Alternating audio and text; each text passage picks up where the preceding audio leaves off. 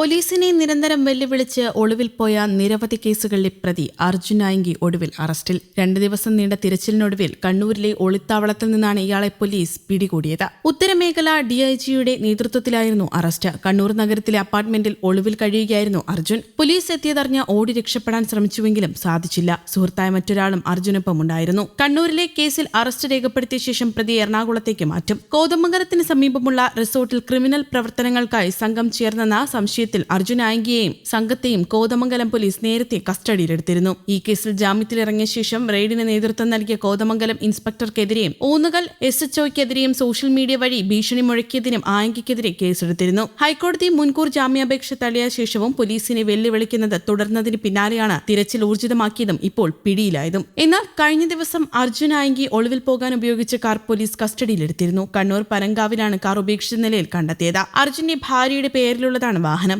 അറസ്റ്റിലാവുന്നതിന് മുൻപ് എടപ്പാളിലെ റെസ്റ്റോറന്റിൽ അർജുൻ ആയങ്കി എത്തി ചായയും ഭക്ഷണവും കഴിച്ചതിന്റെ ദൃശ്യങ്ങളും പുറത്തു വന്നിരുന്നു. അർജുന് ഒളിവിൽ താമസിക്കാൻ സഹായം നൽകിയ 5 പേരെ പോലീസ് അറസ്റ്റ് ചെയ്യുകയും ചെയ്തിരുന്നു. തിരൂർ ഡിവൈഎസ്പി AM സിദ്ദിഖിന് ലഭിച്ച രഹസ്യവിവരത്തിന്റെ അടിസ്ഥാനത്തിൽ നടത്തിയ പരിശോധനയിലാണ് സഹായികൾ വലയിലായത്. കേരളം ഗുണ്ടകളുടെ നാടല്ലെന്നും സമാധാനം ആഗ്രഹിക്കുന്ന ജനങ്ങളുടെ നാടാണെന്നും ഇവിടെ നിയമത്തെയും സിസ്റ്റത്തെയും വെല്ലുവിളിക്കുന്ന ഒരു ഗുണ്ടയ്ക്കും സ്ഥാനമുണ്ടാകില്ലെന്ന് ആഭ്യന്തരമന്ത്രി രമേശ് ചെന്നിത്തല പറഞ്ഞു. അർജുൻ ആയങ്കിയുടെ അറസ്റ്റിന് പിന്നാലെ മാധ്യമങ്ങളോട് സംസാരിക്കുകയായിരുന്നു അദ്ദേഹം. ജനങ്ങളുടെ സമാധാനപരമായ സ്വൈരജീവിതം ഉറപ്പുവരുത്തുകയാണ് ലക്ഷ്യമെന്നും സമൂഹ വിരുദ്ധർക്കെതിരെ ശക്തമായ നടപടി ഉണ്ടാകുമെന്നും അദ്ദേഹം അറിയിച്ചു. 2-3 ദിവസമായി നിയമത്തെ വെല്ലുവിളിച്ചവരുടെ കൈകളിൽ ഇപ്പോൾ വിലങ്ങ് വീഴുന്നത് എല്ലാ ഗുണ്ടകൾക്കുമുള്ള പാഠമാണെന്നും അദ്ദേഹം കൂട്ടിച്ചേർത്തു. ഗുണ്ടകളെയും സാമൂഹ്യവിരുദ്ധരെയും അടിച്ചമർത്താൻ ഓരോ പോലീസ് സ്റ്റേഷനും കേന്ദ്രീകരിച്ച് കൃത്യമായ പട്ടിക തയ്യാറാക്കിയിട്ടുണ്ടെന്ന് അദ്ദേഹം പറഞ്ഞു. ആവർത്തിച്ച് കുറ്റകൃത്യങ്ങളിൽ ഏർപ്പെടുന്ന ഗുണ്ടകൾ, കാപ്പാക്കേസ് പ്രതികൾ എന്നിവർ പോലീസിന്റെ കർശന നിരീക്ഷണത്തിലാണ്. ഓണക്കാലത്ത് ജനജീവിതം അപകടത്തിലാക്കാൻ ആരെയും അനുവദിക്കില്ലെന്നും ഇതിനായി കർശനമായ ഇടപെടലുകൾ നടത്താൻ നിർദ്ദേശം നൽകിയിട്ടുണ്ടെന്നും അദ്ദേഹം വ്യക്തമാക്കി. മയക്കുമരുന്ന് മാഫിയകൾക്കെതിരെയും ഗുണ്ടാ ഗ്യാങ്ങുകൾക്കെതിരെയും വിട്ടുവീഴ്ചയില്ലാത്ത നടപടി സ്വീകരിക്കുമെന്നും അദ്ദേഹം അറിയിച്ചു. രാഷ്ട്രീയ സംരക്ഷണം ഉണ്ടെന്ന് കരുതി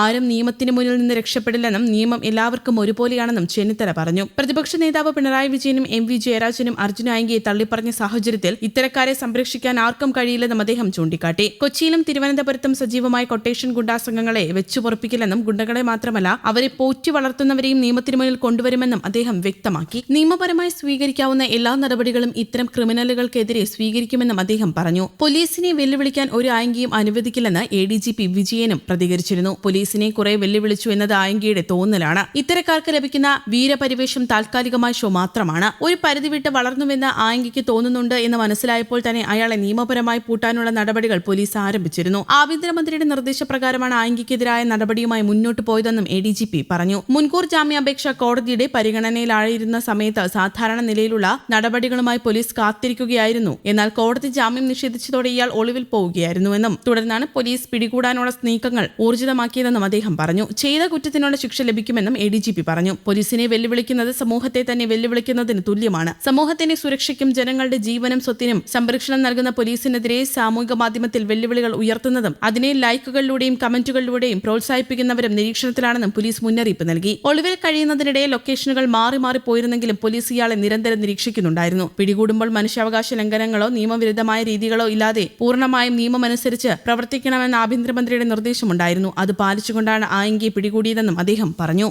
ന്യൂസ് ഡെസ്ക്, കേരള കൗമുദി.